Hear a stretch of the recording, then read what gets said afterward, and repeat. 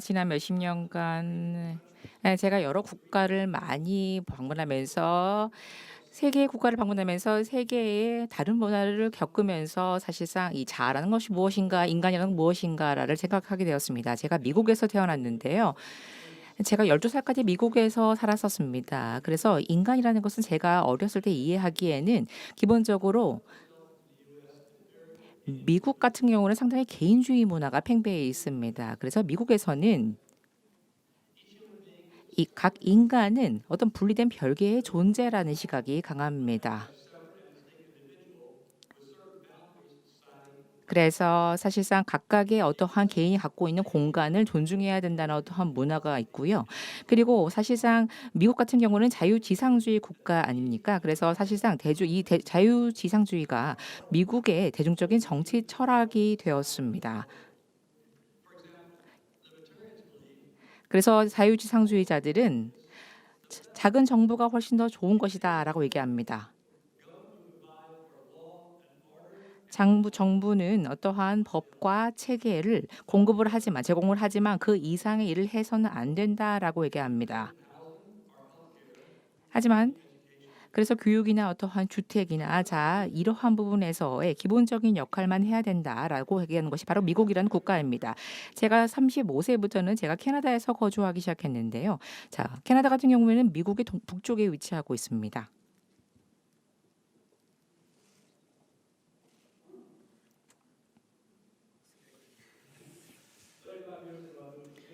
그래서 제가 캐나다로 캐나다 같은 경우에는 미국과 동일한 언어를 사용하는데요. 하지만 캐나다의 문화는 미국과는 차이가 있습니다. 캐나다 같은 경우에는 덜 개인적인 국가라고 할 수 있습니다. 사실상 자유주의 상주의를 추구하는 사람들이 많지가 않습니다. 캐나다 같은 경우에는요. 캐나다인 같은 경우에는 기본적으로 지역사회 구성원, 자신들이 지역사회 구성원이라고 여기기 때문에 공동선에 더 관심을 기울이는 경향이 있습니다. 그리고 사회적 안전망이 더욱더 강한 국가이고요. 그리고 1인당 공공시설도 더욱더 많은 국가입니다. 미국에 비교해서 말입니다. 개인의 권리는 중요시하지만 공동선에 좀 더 관심을 기울이는 국가라는 것입니다. 미국의 자유지상주의적인 문화와는 차이가 있는 것이죠. 제가 캐나다로 이주하기 전에 제가 한국에서도 한국을 많이 방문한 적이 있는데요. 1971년도에 한국을 방문한 적이 있습니다. 제가 지금 평화유지단의 일원으로 제가 처음 방문을 하게 되었고요. 하지만 1970년대부터 한국에 살면서 제가 상당히 한국의 문화가 다르다는 점에 정말 놀라게 되었습니다. 미국과 정말 다르다는 것을 알게 되었죠.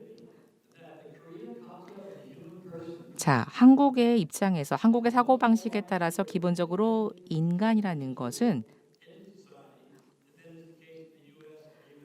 미국이나 캐나다보다는 좀 더 개인주의가 약하다는 것을 알게 되었습니다. 그래서 우리라는 사고방식이 있다는 것을 알게 되었습니다. 우리 집사람이라는 말을 제가 처음 들었을 때는 정말 놀라웠습니다.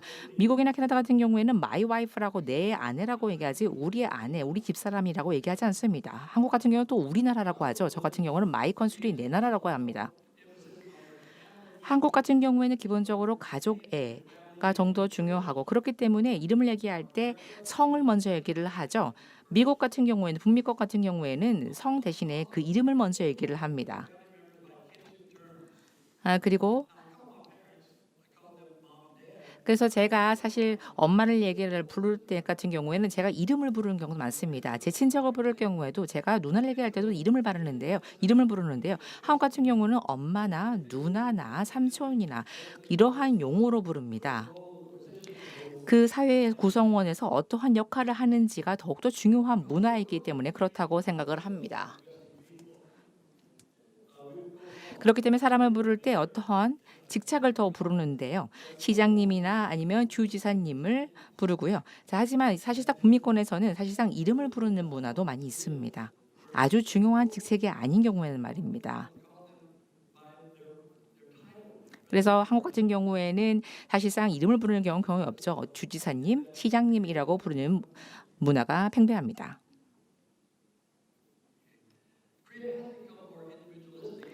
하지만 한국 같은 경우에는 지난 20-30년간 이러한 변화를 겪으면서 더욱더 개인주의 문화가 심화되었습니다. 좀 더 미국 문화를 받아들이면서 이러한 변화가 있었다고 생각을 합니다. 자, 이러한 변화의 원인에는 두 가지 요인이 있을 것 같습니다. 하나는 도시화인데요. 한국 같은 경우는 전 세계 유례없는 빠른 도시화를 겪은 국가입니다. 제가 처음 한국을 방문했을 때는 사실상 사람들이 대부분 마을에서 마을 단위로 거주를 했는데요. 지금은 대도시에서 거주하는 사람들이 많습니다.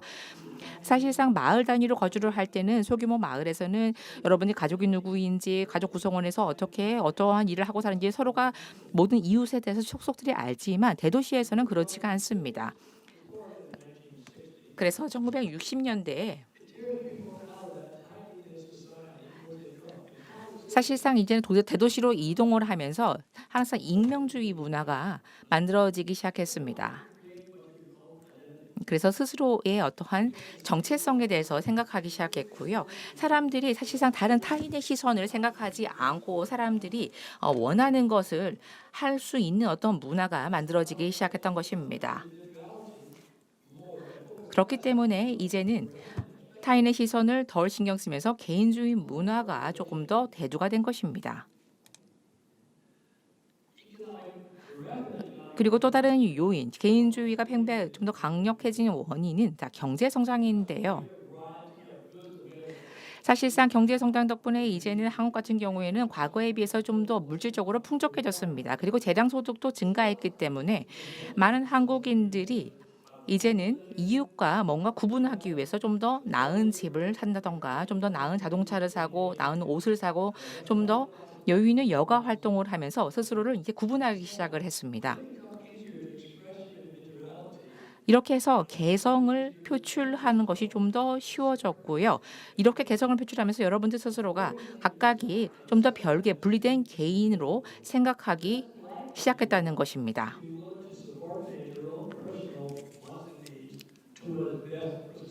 그래서 사회 구성원으로서의 개인보다는 하나의 분리된 별개의 개인으로 생각하기 시작하는 어떤 개인주의 문화가 좀 더 강화됐다는 것입니다. 자, 개인주의 문화에는 장단점이 있습니다. 장점이라고 하면 사람들은 사회에서 해야 할 일을 강요받지 않습니다. 대신에 어떤 특정 재능을 10분 활용하고 꿈을 자유롭게 추구할 수 있습니다. 하지만 그에 반해서 단점이 있는데요. 개인주의 사회 같은 경우에는 사실상 어떠한 자율권을 우리가 수용을 하기 때문에 공동의 목표를 향해서 함께 노력하는 것이 쉽지가 않습니다. 그렇기 때문에 또 과도한 개인주의 같은 경우는 미국 같은 국가에서는 높은 범죄율로 이어질 수가 있습니다. 자, 그럼 유교적 자아권에 대해서 이제 말씀을 드리겠습니다. 자, 한국 같은 경우에는 지역 사회에서 이러한 유교 문화가 있었는데요. 유교적인 문화의 요소가 있었지만 지금은 좀 더 개인주의적인 요소가 좀 더 강화되고 있습니다. 유교적 자아과 같은 경우는 개인주의의 반대 개념이라고 이해하실 수가 있습니다. 그래서 서양의 개인주의 문화는 아까 말씀드렸던 장단점이 있는데요. 단점이라고 하면은 사실상 우리가 개인주의 문화는 개인을 상당히 분리된 개별적인 존재라고 보는데요. 하지만 그에 반해서 유교적인 문화에서는 사회 구성원으로서의 하나의 개인들의 존재를 인식을 합니다. 그렇기 때문에 어떠한 자아라는 것은 자아적인 정체성은 기본적으로 관계적인 자아라는 것입니다. 사회 속에서의 자아라는 것입니다. 존 메머리라는 어떠한 철학자는 나는 한 관계를 맺고 있는 사람들에는 저서에서 나는 타인과의 개인적인 관계 속에서만 개인으로 존재한다라는 말을 했습니다. 최근에는 캐나다의 철학자인 찰스 테일러는 우리는 항상 우리에게 중요한 타인이 우리에 대해서 인식하고자 하는 정체성과 대화를 하고 때로는 투쟁을 하면서 우리의 정체성을 정의한다라고 쓰신 바 있습니다. 자, 여전히 이러한 존 메머리나 찰스 테일러의 이러한 목소리는 서구에서는 소수의 의견입니다. 사실상 우리 이 아시아에 있었으면은 이런 목소리가 또 주류 목소리가 되었을 텐데 좀 차이가 있죠. 자, 그렇다고 하면 개인적인 각각 개인의 인간이라는 것을 우리가 정의를 할 때 한국의 유학자들 같은 경우에는 어떤 한문을 어떤 명사와 동사의 구분을 흐리게 해서 이를 정의를 했는데요. 사회라는 어떠한 인간이라는 것은 사회적인 존재이고 어떠한 사회 속에서 할 수 있는 역할이 있다라는 얘기가 있습니다. 그래서 말씀드렸지만 자 한문에서 이 명사와 동사의 구분을 흐리게 해서 명사의 의미를 어떤 동일한 의미를 갖는 동사를 통해서 이해하기 쉽게 이야기를 했습니다. 공자의 논어에서도 우리가 이를 확인할 수가 있는데요. 자, 우리가 직책을 두는데요. 직책을 둠으로써 직책을 강조함으로써 하나의 사회 구성원으로서 개인이 어떠한 역할을 해야 되는지를 강조하는 문화라는 것입니다. 여기 보면 논어에 군군, 신신, 부부, 자자라는 말이 있습니다. 자, 여러분들 이 의미는 알고 계실 텐데요. 그래서 군자는 실질적으로 군자가 돼야 되고 신은 신하로서 역할을 해야 되고 아버지는 아버지 역할을 했고 아들은 아들로서 역할을 해야 된다라는 의미입니다. 우리가 정명이라는 개념인데요. 자, 정명이라는 것은 인간 일반의 더 넓은 개념에 우리가 적용을 할 때 인간이 모든 상황, 모든 만남에서 인간답게 행동하기 시작하기 전까지는 진정한 인간이 아니라는 의미입니다.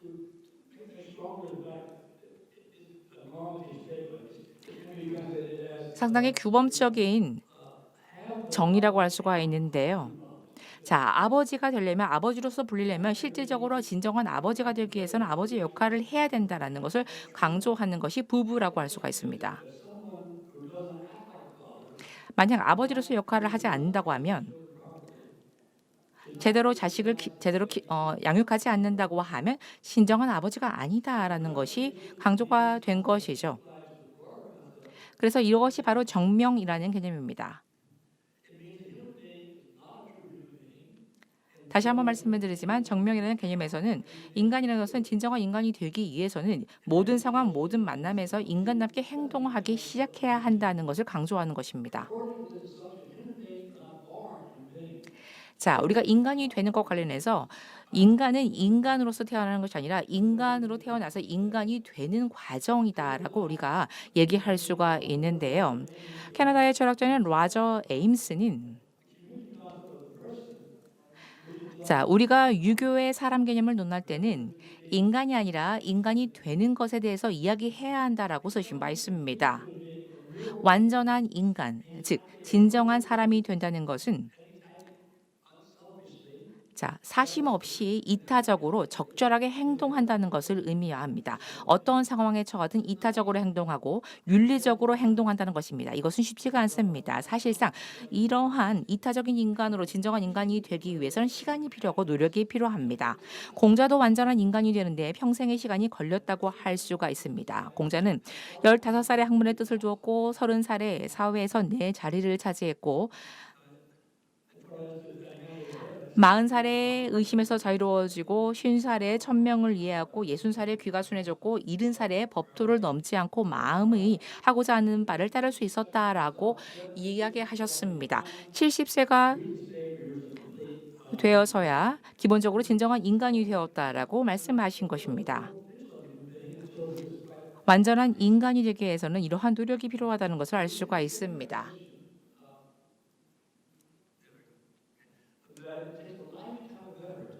그렇기 때문에 평생의 노력이 있어야만 우리가 완전한 인간이 될 수가 있습니다. 자, 퇴계의 유형은 지금 존경받는 한국의 유학자인 또 다른 유학자인 율곡 이에게 한 서한에서 자, 마땅히 되어야 할 인간이 되기 위해서 잠재력을 또 발휘하고 노력할 때 그것이 가능하다라고 얘기한 바 있습니다. 어떠한 상황이든 말입니다. 대퇴계 이항 이런 얘기를 했습니다. 며칠 또는 몇 달 안에 어떤 빠른 결과를 기대하지 말아라. 평생 노력이 있어야만 완전한 인간이 될 수 있다라고 얘기하셨습니다. 완전한 인간이 된다는 것은 단순히 늙어간다는 것을 의미하지 않습니다. 지속적으로 적절하게 행동할 수 있게 되는 것을 의미하는데요. 즉, 진정한 개인은 다른 개인과 지속적으로 적절하게 상호작용하는 사람으로 정의될 수 있습니다. 자아는 사람이 어떤 존재인지에 의해서가 아니라 무엇을 하느냐에 따라서 정의된다고 할 수 있습니다.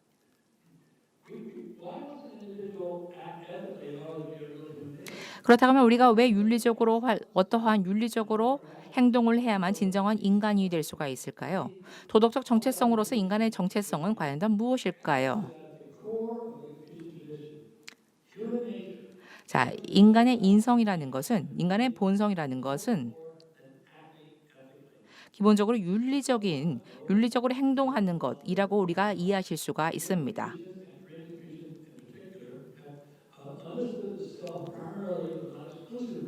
그래서 사실상 우리가 자아를 전부는 아니지만 주로 도덕적 성향과 기능의 관점에서 이해한다라고 지적하신 분이 있고요.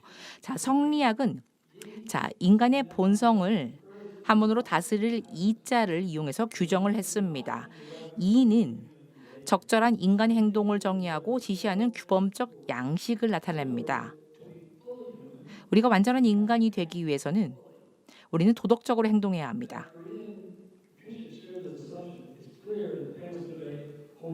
자, 이는 인간과 동물을 구별하는 방법에 대해서 18세기 초에 웨암 이간과 남당 한원진 사이에서의 유명한 논쟁으로 또 이어졌는데요. 자, 이 논쟁은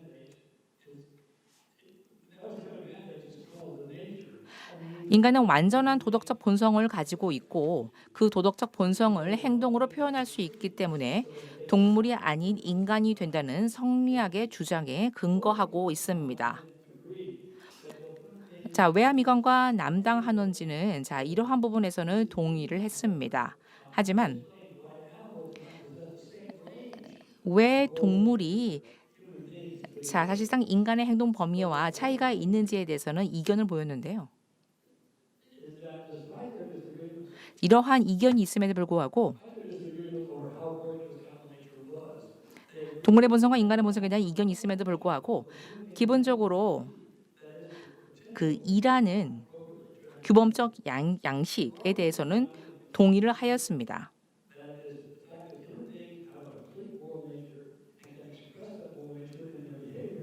그래서 도덕적 행동이라는 것은 항상 상호작용적인 것이고 우리가 유교에서 도덕은 다른 사람과 적절하게 상호작용하는 것이다. 그리고 사심 없이 이타적으로 상호작용한다는 것을 의미합니다.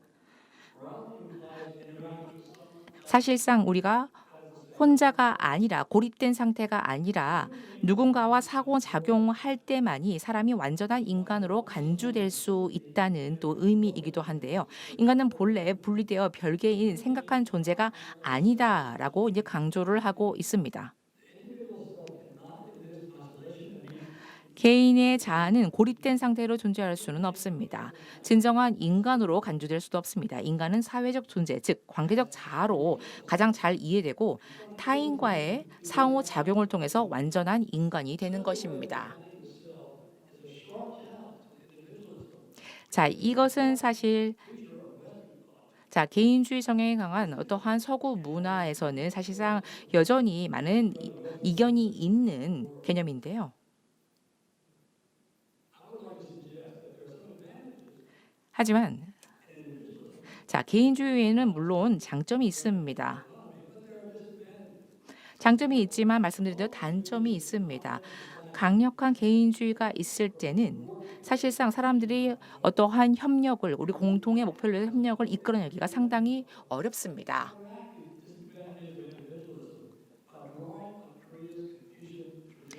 한국에도 개인주의 문화가 점점 강해지고 있지만 한국 고유의 어떠한 유교 문화를 우리가 잘 접목을 하고 이를 수용을 했을 때 사실상 우리가 원하는 이상적인 방향으로 나아갈 수 있지 않을까 생각을 합니다.